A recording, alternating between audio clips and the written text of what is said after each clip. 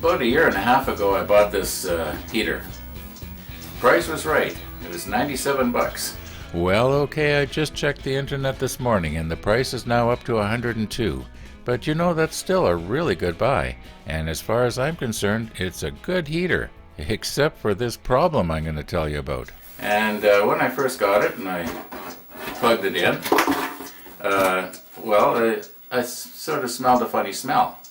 And I thought, well, I guess it's the element in the heater, you know, it's got to burn off with the dust or whatever was on it, you know.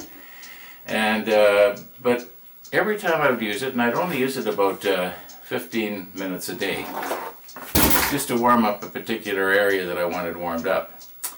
Anyway, I could always smell something.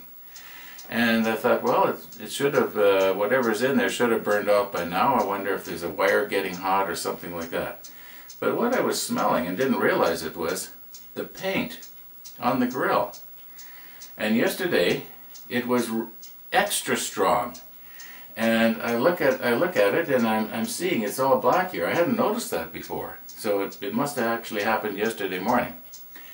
What they've done is they've used the wrong kind of paint on the grill that goes in front of the heating element.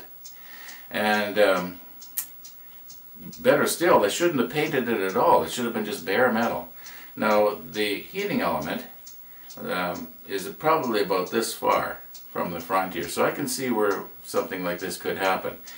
Now, it doesn't get real red. In fact, unless it's dark, you can't see it glowing at all. So it doesn't get super hot. But anyway, I was about to throw this thing out this morning and go and get another one. And I thought, no, I'm going to check this out and see if I can find out what was wrong. Well, I checked everything out. Everything's working fine. And, you know, the first thing I did was I put the leads across the prongs for the 220, and I think it was something like 9 ohms, and I'm thinking, well, that sounds about right. And the more I checked, the more I couldn't find anything wrong, except that I concluded they shouldn't have painted this. So anyway, as you can see, I've cut this out, and no, I didn't scratch myself. To those of you who are regular viewers, that is, you might remember yesterday's episode. Anyhow, yeah, I sat in front of it for, I think it was timed it. It took 23 minutes from the time I first turned it on to the time the thermostat cut it out and it had warmed the area up to what it was supposed to.